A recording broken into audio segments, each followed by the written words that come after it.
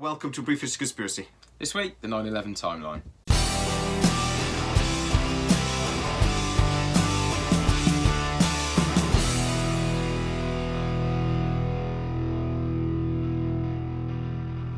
Silence the truth. It's also a massive distraction. If you think about who is going to tear your plan apart, it's going to be people you've trained to tear plans apart, to spot inconsistencies and lies. Yeah. So what you basically do is get a big shiny ball and go, look over there, or actually go stand in the car park and don't do anything for a few hours. Because from a news site, you want the buildings to stay long enough for everyone to have turned their tellies on. And I know that even in the UK, I had turned my TV and I had heard in the shop, I was in the shop buying milk, and somebody said, something's going on. An aircraft has hit the World Trade Center and they don't think it was an accident. So if this was government planned, they allowed the Twin Towers to get hit. They allowed the Pentagon to get hit at 9:37. They allowed those buildings to get hit. They didn't allow the White House or the Capitol building to get hit, which is what they think was the target. Please like and subscribe if you're new to the channel. It really just helps out. So we go through all this, and the one thing we haven't mentioned, Building deliberately 7. so. The official commission, official 9/11 commission report doesn't mention Building 7 of the World Trade Center complex. It just forgot. I actually genuinely think they got to Building 7 and they just couldn't be arsed anymore. Yeah. It's like, we've been spending so much time planning all this. Can't we just... Nobody will notice. We'll just... But even though the BBC announced it... Oh, yes. Before it happened. Yeah, it was a good 20 minutes or something before it happened. Yeah, there are videos of people going, we're going to pull it. Yep. The official story still is, though, that a fire that... From as far as we can tell from video, only affected about three rooms in this damn building. Yeah, it was a very it's the localised only building in history, a steel frame building in history, that lost to fire, ever. Well, the only 3 steel frame buildings lost to fire were all lost on September the 11th, 2001. Have you seen the video of that one in France, a steel frame building, and it burned down to the steel girders? There's one in Madrid. Was it Madrid? It was Madrid. There's one in Madrid that burned. I know it was a raging inferno for over 24 hours, and it was still the steel frame structure was left standing afterwards. You could still see the outline of the building. You could still climb the steel frame structure probably afterwards. And this was a raging inferno. World Trade Center 2 took 56 minutes to collapse. World Trade Center 1 that was hit first took an hour and 40 minutes. So there was about half an hour between 2 and 1 going. So if the jet fuel incinerated pretty much upon impact, where's the heat coming from? An hour or an hour and 40 minutes later? Have you seen another thing they've said that nobody can explain? There was a load of heat in the ground after for weeks. Yes. As they were pulling chunks out, it would just spontaneously combust, and nobody's ever been able to explain why. It's molten pools of aluminium, supposedly, which is a product created when the thermite that they used rips through structural steel. Yeah, that's a whole other episode. That's an episode all on its own. Yes. There was many firefighters and emergency responders that reported pools of molten metal. Yeah, and like I say, and this just it's how it would just spontaneously... I've literally seen videos of them pulling girders out, and as they pull it out, it just goes... and goes up as it hits the oxygen sort of thing. But there was thousands of degrees of centigrade for weeks. I mean, literally, like satellite imagery and whatever of this heat that just didn't dissipate. So the whole thing. So how do you feel? Basically, terrorist plot. Osama bin Laden sat in a cave, going, "Oh, that went better than expected," or government planned. What do you think? I'm definitely leaning more towards the government planned. I think they would like to be seen as complicit through negligence, and they're trying to paint the picture that they were complicit just through negligence. However, I believe there might be more complicity than just through negligence there. I think certain people within the government hierarchy probably had a lot more knowledge than they claimed to. I think Bush knew a lot more than he claimed to have known. I think Dick Cheney probably did. I think Rumsfeld probably did. I thought for a long time that there was just a lot of people that were probably quite happy it had happened. There's all this stuff with the buildings collapsing. The bloke claiming for them twice on his insurance bill because it was two. Larry he argued Silverstein. He argued it was two separate incidents, terrorist so attacks, and he got made paid a out fortune. twice. The buildings were either going to have to be completely refit or pulled down within 25 years. Yeah. There's a lot of things. I just think a lot of people. It allowed the government to bring in laws that we're going to discuss that they wanted to for a long time. There was a lot of people that were actually quite happy. The military-industrial complex in America were like, "Oh, we've just got rid of one bad guy. I thought, oh, we've had nothing to do since the Russians." Brilliant, sort of thing. So I think there's a lot of people that cynical side of me were rubbing their hands together. Apart from the military-industrial complex, has been in continual state of warfare since World War II. But anyway, well, I would say since before then. There's not been peacetime since World War II. They don't go more than 10 years without a decent war, and this is the perfect war for them because it just goes on and on and on for as long as they like. Oh yes. What are you having? You're having a war on terror? Yeah. Okay.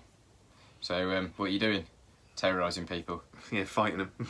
So you're having a war on the consequences of the actions you're involved in? Big circular. When does it end? When you get the terror? Yeah. Well, I was like, so what we're going to do is we're going to fight terrorists. Brilliant. But they haven't got their own country, so what we have to do is you just have to like do drone strikes and things because we accidentally destroyed a hospital. And accidentally killed 600 people. Well, what's the response to that going to be? We created a lot more terrorists. Yeah, because they really hate us and have got a lot of good reasons to. So it's a stupid plan and it's not working, but they love it. It's all cyclical though, because for the people that hold positions of power within the American government, which is closely linked to all big business, as it must be, because big business make the real decisions and politicians just toe the line behind big business, really. And the military-industrial complex is making good money. Oh, hell yeah. And that's getting funneled into bribes into the politicians, into the political class, to keep that state so they can keep manufacturing weapons. It's a continual cycle of just the continuation of war. And that's what we've seen, I think, since World War II. It's all about the money. All about the money. But for me, I honestly lean towards government. Yeah. I think NORAD being on their war games, 7/7 being on their war games as well. We had our own little mini September 11th. The fact that mini 9/11, probably shouldn't phrase it like that. Yeah, probably not. Yeah, but it's structured exactly the same way. Our guys were on exercises. The police were on exercises that day, practicing for a terror attack, biological terror attack in this case. Yes. The fact that they lied about what sort of exercises they were doing on September 11th, and then actually they were doing an exercise. Somebody must have gone, "Oh, this looks too suspicious." I can't remember his name, but there was the CEO of a management emergency management planning company that came onto the BBC News and actually said on 7/7 they were running an exact drill of 7/7. Yeah, pretty much. So they envisaged hijacked flown into buildings. No, on 7/7 it was hijacked buses and trains. Yeah. Actually, they're going to lied about that then as well. But it wasn't planes. But 9/11, they were doing hijacked September planes. 11th, it was being flown into buildings, and that's what they did. And then I think that maybe somebody just panicked and they lied. But anyway, it smacks as bullshit. Just everything. It took over an hour and a half from when the first aircraft was hijacked, when they knew an aircraft was hijacked, for them to shut down the airspace. An hour and a half. It's ridiculous. They knew 4 aircraft had been hijacked. They didn't know how many more were, and they didn't shut down. You ground everything immediately. At least in the area. No, you at least close the airports in the area. Well, yeah, of course. But I would probably, in that situation, you'd just go ground everything in North America now. You could argue ground. that they just didn't know what to do. But in that case, you just go. In this situation, after the second or third aircraft is hijacked, you go worst case. Yeah, this could be 20 planes being hijacked. This could be every American landmark in every major city. This we don't know. Yeah, ground it. Is it going to be LA? Is LA next? Is Washington next? And you'd have thought NORAD could have had the communication system in place to make that kind of announcement to all of the airports in America. In a situation of a nuclear war or a nuclear attack, this was one of the first things they do is shut down airspace. This is the systems are in place to do that. Yeah. The procedures are in place to do that. diverting aircraft to their secondary airports, and you land all the aircraft as quickly as possible. And that's what would happen in the onset of a nuclear strike against the American. This is policy. Yeah. They could have just hit that button, but Again, they didn't for an hour and a half. Painting that picture of complicity through negligence. Exactly. But is that just the picture they want you to see? That's what I ask. I think it is. For a long time, I just believed they were lies because people were covering their own asses, and now I've actually come to a point where I don't believe it. I actually believe the American government planned this. I think there's too many people that were too damn happy about it. And then I watch the video of George W. Bush being told it was happening. Oh, in the school. Oh, God. And it's not even his reaction. See, what the hell were the Secret Service doing? There's a terror attack. Yes. They don't know what's going on, and they did not grab hold of him and shove him in the back of a car. And get him to Air Force One and up in the air. Yeah, or my into honest the bunker at belief White House. Or... Exactly, just get him to safety. You just remove him from where he is. You get him moving. That is the first rule. As soon as there is a threat, you move your target. I got a theory of why they did it. Why they put him in a school that morning is to make him look as innocent as possible. Oh, you're literally surrounded by innocent children reading a kid's book. There you go. So again, they're trying to paint a picture. Yeah, they literally couldn't. Again, which is coming back to this thing of it's a movie. They made a movie in real life. Yep, I'd go with that. Yeah. Feel a bit sick. Yeah, no, it's bad, isn't it? This is only on the chronology of things, but yeah, the way that he was in the school, and the way the Secret Service didn't follow normal protocol for his immediate removal to safety is ridiculous. Any protocol at all. And it's not any one of these things. It's when you add all of these things together and you go, well, that coincides with that, and now we're talking too damn convenient probabilities in the astronomical realms that it was pure coincidence. I just can't buy it mathematically anymore. It's right. So that's what happened on the day, and that's why we think it happened the way it did on the day. And future episodes we're going to be looking at the towers collapsing the way they did, and the potential that maybe it was demolition. I don't really go with that, but we'll discuss that. We're going to explore it, yeah, of course. We're going to try to set fire to a passport. This is something I mentioned in our introduction episode. Oh yes, you did, didn't you? I've got an old passport. We're setting fire to that bad boy. I want to see how bad it burns. And if you don't know what I'm talking about, it's because one of the terrorist passports was just found lying on the street. The magic passport. Yes, you'd think they'd have learned their lesson after JFK with a magic bullet, but no, apparently not. We're going to be talking about the reasons why we think 9/11, if planned by the government, was. And we're going to really go into the real players of this. Donald Rumsfeld is going to get mentioned a lot. Yeah, all the geopolitics of it all. And then we're going to talk about the aftermath.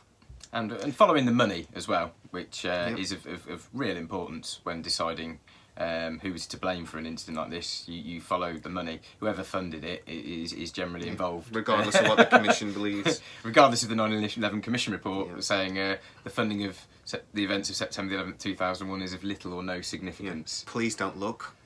Like, doesn't matter. Please don't look. That's like one of those, when you've lied to your wife and you try to distract her with, it's like, it doesn't matter, babe. It goes, so why did you cheat on me? It didn't mean anything. Oh yeah. Oh Christ. And then we're really going to be looking at, like I say, the aftermath and how this is still affecting us today. Oh yeah, the aftermath of 9/11 is still prevalent in all of, it's it's the history of the world for the last 20 years, isn't it, nearly now? And we get to discuss aliens, because it's always aliens. Because I had a bloke, I haven't told you about this, I had a bloke on Facebook who said, I have a video and it shows a UFO as the first tower collapsed. And I'm like, wow, that's amazing. I would love to see that. See that. Well, in my head, I'm going, you mad little... Really? But okay, I want to see that video. That'd be amazing. Yeah, why do I have to show you? I don't have to prove it to you. Because I'm not saying prove it to me. I'm saying that I can't do it. It's on a it's on a video anyway. I can't do it. So that would be amazing. What you do is play it. Great. And film it on your phone and put it on Facebook. Put it on Facebook or YouTube. I don't have to prove it to you. I don't have to prove anything. Ah! And I'm like, okay. And take your meds. Calm down. And this is one of those rare occasions where aliens probably didn't do it. I'm far more inclined to believe the official version of events. I believe the official version more than aliens. for aliens on this one. Yeah. What's David Icke's take on 9/11? Reptilians, probably. Well, that's why I went there. I don't know. I'm going to have to Google it. I'm not sure. I don't know what David Icke's take on 9/11 He does is, generally believe. No, he generally believes it's a government conspiracy, and but that's actually when he sounds his most sensible. When he talks about it. I've seen a few videos of him talking about it, but I've not heard him mention it. But he does talk about the government, and I mean, he generally believes the government is run by reptilians, so it's not a far leap. But when I've seen him talk about this a few times, and I love David Icke. I love David Icke. He's one of my favourite. I watch him for hours. And he's got some interesting. He does come out with some interesting stuff, really, really deep on that. He goes balls deep. He just done it, yeah. He does. He doesn't do anything by arse, mate. No. He's definitely not. All right, so anyway, that's what we've done. That's where we're going, and thank you so much for watching. And the government did it. That's what we've decided. Right, would say see you next week, but we might not be here by then. Yeah.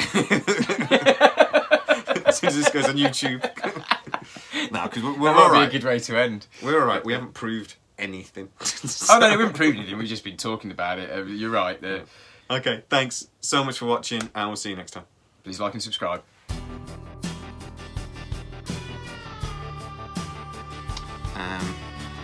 Please, we want some more. Subscribers. Subscribers get hand jobs.